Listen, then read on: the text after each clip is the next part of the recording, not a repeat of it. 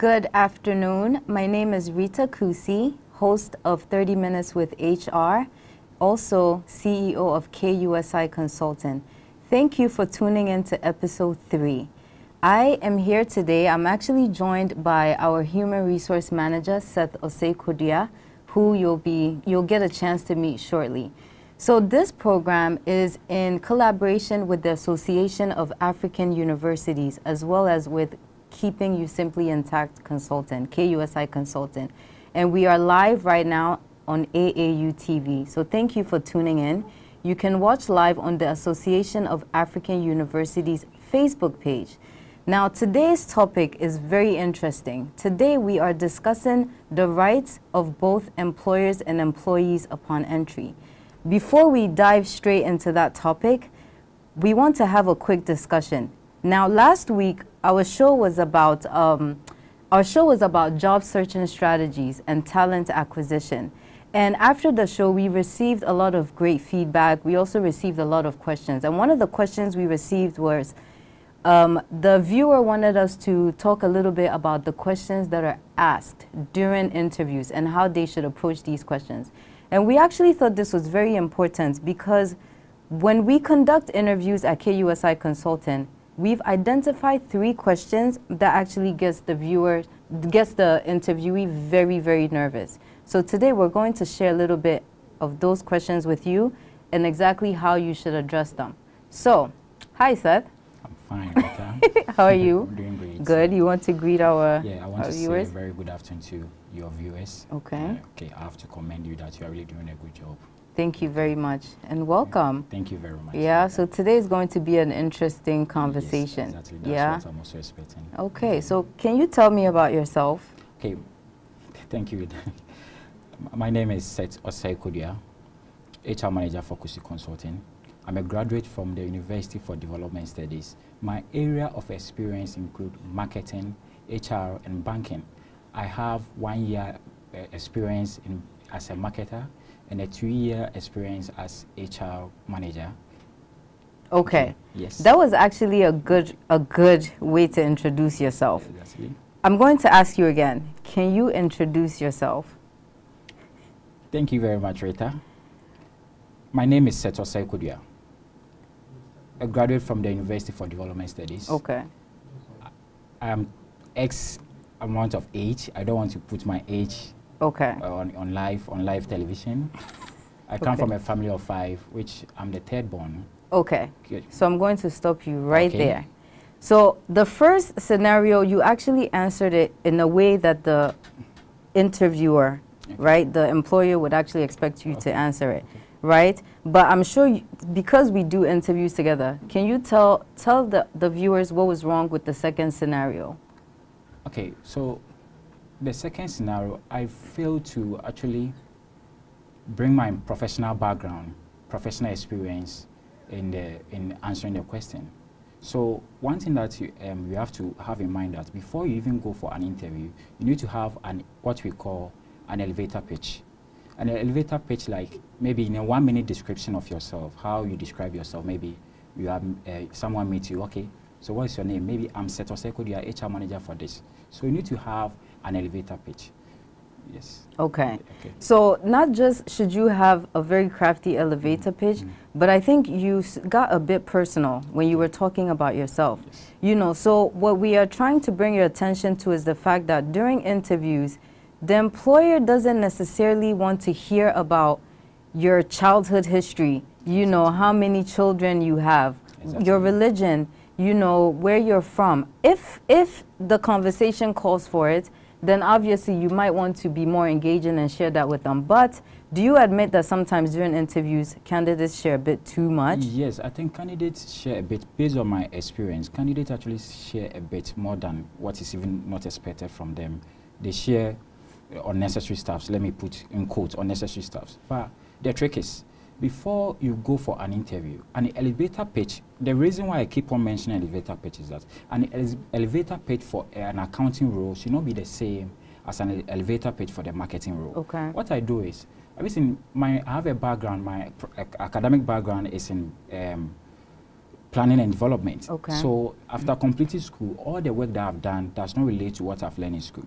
So after going by all the jobs that I've done, all the interviews I've also attended, I've excelled. I'm not bragging, I'm not boasting, because I'm having a very good elevator pitch.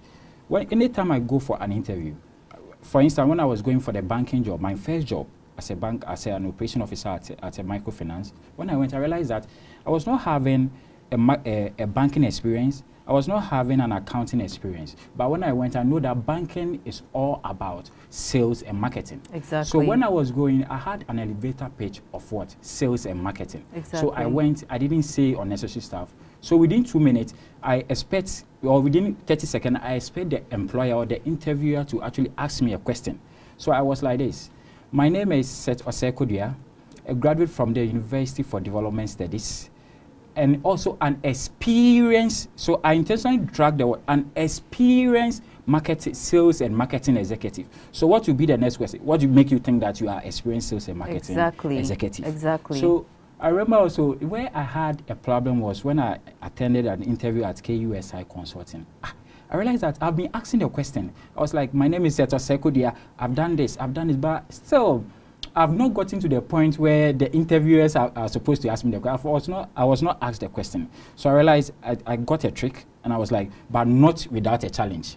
So the interviewer, so what are some of your challenges? What are some of the challenges? So that's what I'm having in mind. So immediately you ask, what are some of the challenges that I'm having? Okay. I know how to go about it. Okay. Because I'm not having technical experience about the role, I'll not allow the employer or the interviewer to drag me to the technical aspect of the role. Okay. So that it will be a surface interview. Okay. Yes. So you have a very interesting way to I definitely agree. Having an elevator pitch for everything is key. You never know who you're going to run into, so you should always have one ready. And your CV is actually like your elevator pitch, but in paper form, right? It's in written format. Exactly. Your strategy that you're using is actually really smart because it kind of controls the interview. You've like posed the question, so now it leads into the next question that the interviewer wants to ask. And there you have it. When we talk about when that question is posed, it's not a time for you to start really. Interviewers don't have time, right? So they don't want to hear about your childhood experience. Funny enough, some people actually have mentioned where they attended their kindergarten, their nursery, their primary school. Yeah, we are not saying it's not necessary, but I see there's no time. Yes. There's no time. And sometimes those things too can be used against you, right? Yes. We live in the real world, especially when you use religion, and also like there's tribal differences here and there. Also, you just mentioned school. In Ghana, a lot of people are all about the education and where they attended school. Sure. So you might want to not use or mention certain things that will affect you in getting the job. Okay. And sometimes too, it depends on the kind of role that you are applying for. Exactly. And to also, you've made mention of education. You've made mention of, let's say, religion and other stuff. So you can also be political about your elevator pitch. Exactly. Once you realize that all those who are on the panel or maybe the job description, secretly, silently, they are looking for maybe this X religion existing. So you actually, it depends on the role that you're going and the for. Organization that you are even actually applying for. Okay. So for instance, 1 minute, it's just a second. For instance, if you are applying for an X, let's say an X religion or an X institution, and you know that this is their organizational culture, sometimes very necessary for you to mention it. So it depends on the role and the organization as well. So this is why you have to do your research. Before you even move on, I would advise our viewers that before they even plan for an interview, before they even attend an interview, they should actually do a background check of the organization that they are actually going to work for, and actually know about the organizational culture and the policies of the organization before they even actually apply. Perfect. So I'm going to go straight into the next question. The next question is actually, what is your salary expectation? Now this is interesting because this is when you see candidates get a little bit nervous, or they kind of shy away, or they'll laugh at the question because they don't know how to answer it. I was actually tagged in a post on LinkedIn, and it was a post by a young lady. I believe she went for an interview and didn't have a very good experience. So someone tagged me in this post and said, Rita KUSI, please help. Okay, so this is what she says. Okay, so 5 months ago, I was tagged in a post which read, why do employers ask for information about one's previous salary? Is it part of the requirements for hiring? Are you obligated to give an answer? Is it right? Is it right? Yes, sometimes it's right. It's sometimes right, it's sometimes not right. So it actually have to inform the employer actually wants to know whether what he or she is giving you is commensurate enough or is appropriate enough, whether what he or she has a plan to give you meets your requirements, your salary expectation. But one thing about salary is that a lot of people find it difficult quoting salary because of the unemployment. When you say a lot of people, are you talking about employers or are you talking about candidates? A lot of candidates find it difficult quoting their quoting salary during interviews. Okay. One instance that we had was a guy came and was like, oh, how much are you going to charge for the role? And he was like, oh, anything that you give me, I'm just really looking. Exactly. No, that is not, it doesn't paint a good picture about yourself. Salary, sometimes what I usually tell candidates is that the employer has stated that I'm going to give you X amount, but you can also quote your own salary because of this. It's a negotiation table. So why do you think, I said I'll pay you 1,000 cedis, but you claim I should give you 1,500 cedis. You are to prove to the employer the reason why you are looking for him or her to give you that 1,500 cedis. So it depends on how you package yourself. So your salary, as we usually say in the HR, your salary determines, your salary quotation determines the kind of work that I agree in terms of it being a negotiation kind of thing. But, you know, in some ways, too, it has to do with research. You know, before you go and you start quoting and trying to negotiate your salaries, I mean, I would think you would do your research to find out exactly what people at that level, in that position. So if you're going for an entry level, let's say accountant, what are entry level accountants making in that role? If it's even an organization that maybe you can compare it with, you know, do research into some of the competitors or some of the other organizations that you can kind of model the organization that you are looking to work with. But you Rita, know, I'll not cut you off, but based on my experience as during some of our interview sessions, I realized that candidates actually waste time on researching about the role. Like if they are coming to apply for an accounting role, they are going to look for, let's say, what is an accountant? Who is an accountant? Who is this? Instead of them, they waste of a lot of time on the technical aspect of it. But what the truth of the matter is, the technical aspects questions are not the technical aspect, but we're talking about salary in terms of what you should earn. They don't actually, I'm coming there, they don't actually research about the salary or the, let's say, the benefits or the compensation that actually come. So our advice our viewers to also take all those things into consideration. You can speak to the viewers the way you talk I advise the viewers to actually take all those things into consideration whenever they are actually preparing. I definitely agree. I do. You know, I think, and you mentioned something that was very important. I think out of desperation, you know, candidates usually just take what's given to them. You know, but and listen, employers, they have a budget. They know exactly who they want to hire and how much they want to pay.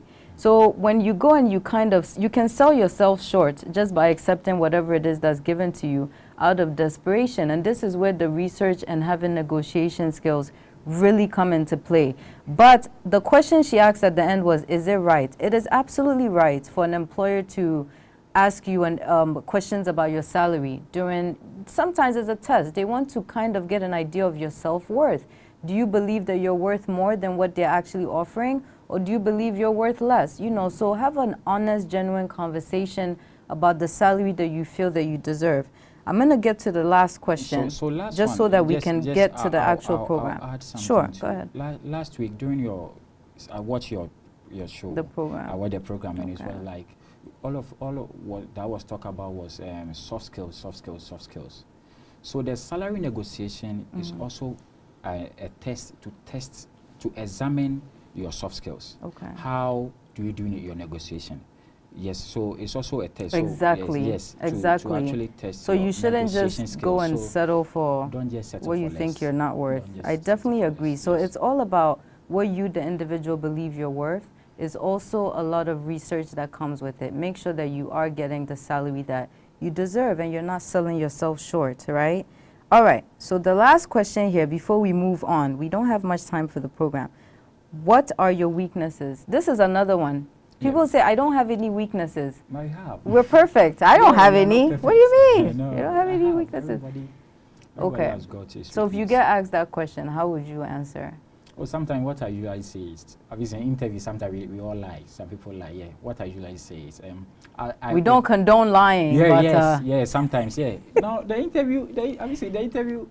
interview session is you indulge. Yes, let's say indulge. We don't actually, I will not advise anybody to lie, not to lie. Okay. If you lie, make sure that you are able to defend yourself. Okay. There are a lot of people who are having a lot of experience, but they are not able to actually defend yourself during the interview. Okay.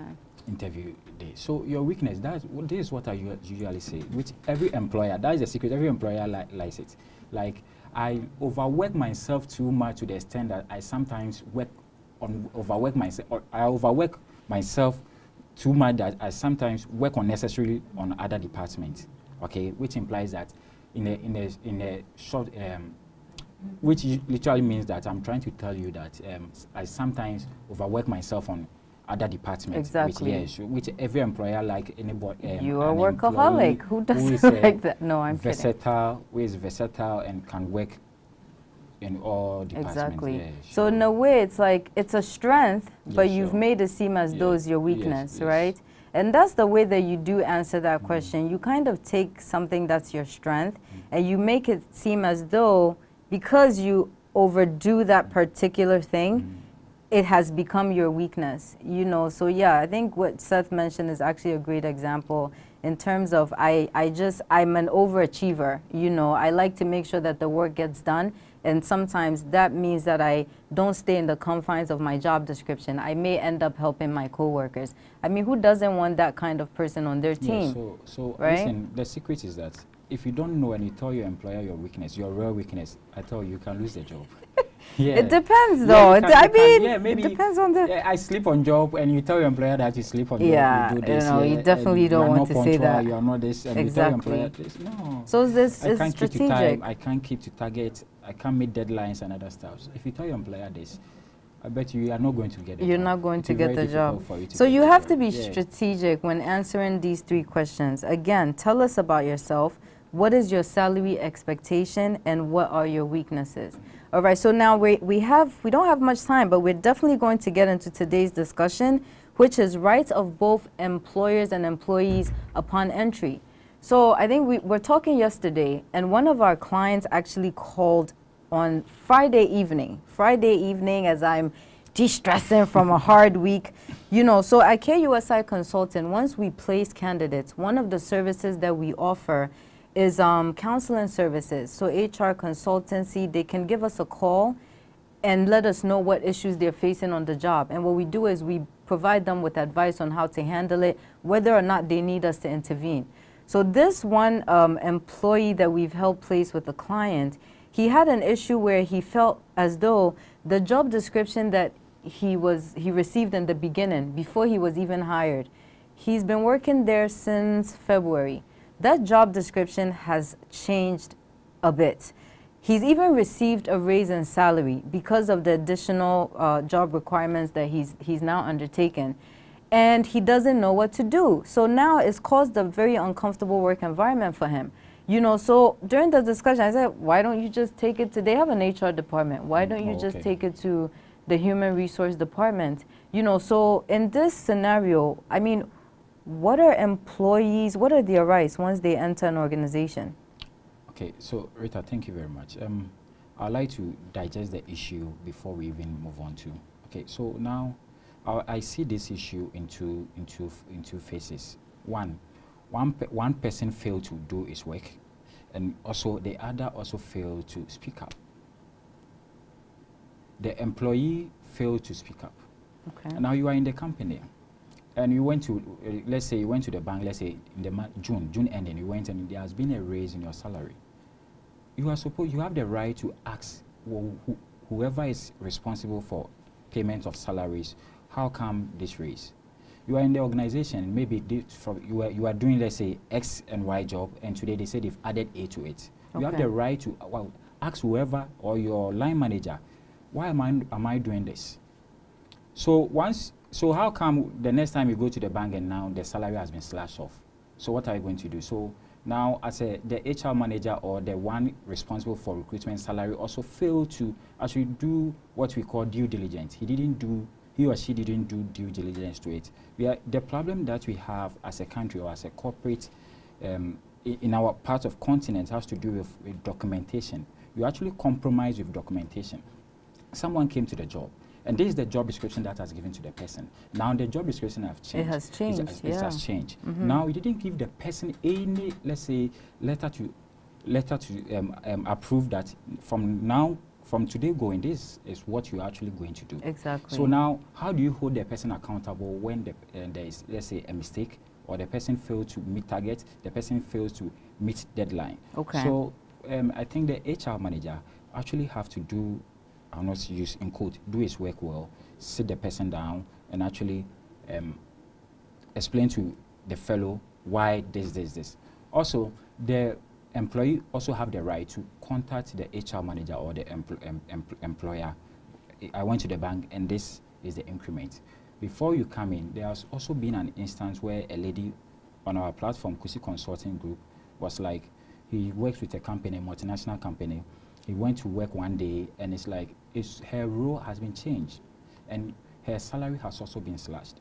She couldn't speak up. She couldn't ask anybody question because he feels when she speak up. She couldn't or she didn't? She couldn't. Exactly. She didn't. Why couldn't she? She didn't. Exactly. She didn't I'm sure she could have, but she just didn't. She didn't speak up. Yeah. Fear that maybe she must be suspended or sacked exactly. from the company. So exactly. What I would like to advise our viewers is that they should always try to speak up in situations like this. Okay. Try to speak up. Okay. Speak your mind. What you don't feel better about the work. It's all right. Speak up. Exactly. Yes. Thank you so much for joining us. You are watching 30 Minutes with HR, and this is episode 3, where we are talking about the right of both employers and employees upon entry. You know, like what is the employee's right? What are some things that they should request from the employer or can request from the employer? And what should the employer also feel obligated to do and that they shouldn't have to do? You know, so we're having a very interesting conversation. Thank you for tuning in. You can continue watching live on the Association of African Universities Facebook page. And the conversation is interesting, you know, because I think a lot of employees they're not aware of their rights. They're not aware of their rights. And it has to do with what we mentioned earlier, where they feel as though I've been given a job, that's it. You know, it's not a means to an end. You know, you can go and speak up and actually not demand. I don't really like the word demand. But you can go and request what is rightfully due to you. Sure. So when you are first offered a position, first of all, you have to get an offer letter. It should be documented. It should have your salary on there. It should welcome you into the organization. It should also have your benefits, whether it's healthcare, your pension, your SNIT, everything should be in this letter, right? And the person that you even report to should be in this letter. Exactly. And then you should probably receive an orientation. The orientation, it's like your introduction into the organization. Once you enter, you know who to go to. There's protocol, right? You know who to go to for certain things. Sure. You know, you get the employee manual. The employee manual is the employer's Bible. Most companies don't do.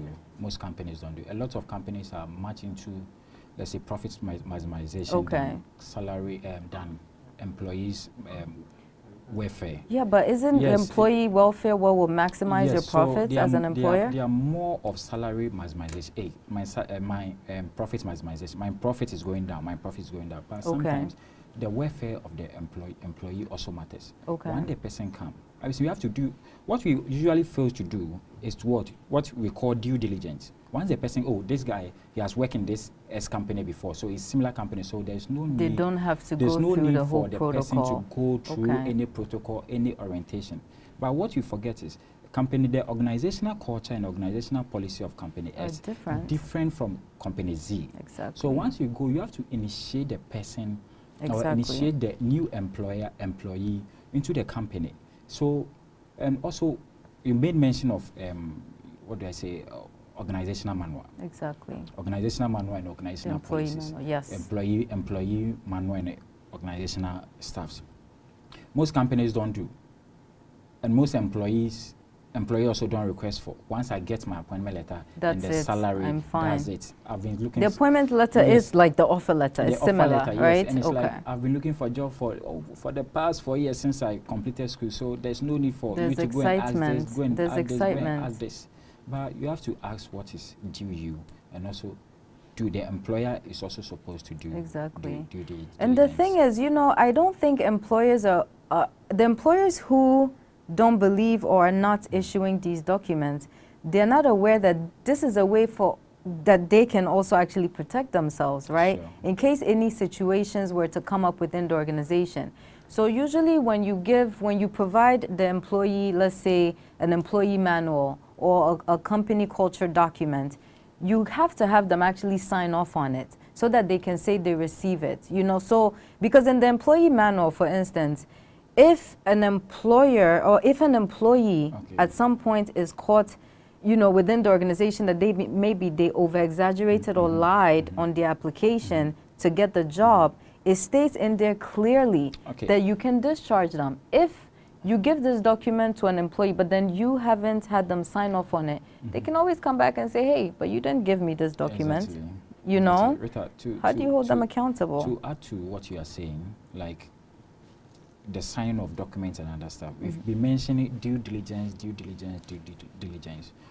The employer, we've been talking about the employee have to do this, the employee have to do this, the employee have to do this. But the employer also have a responsibility to play when a new employer is being hired into the company. Of course. First, one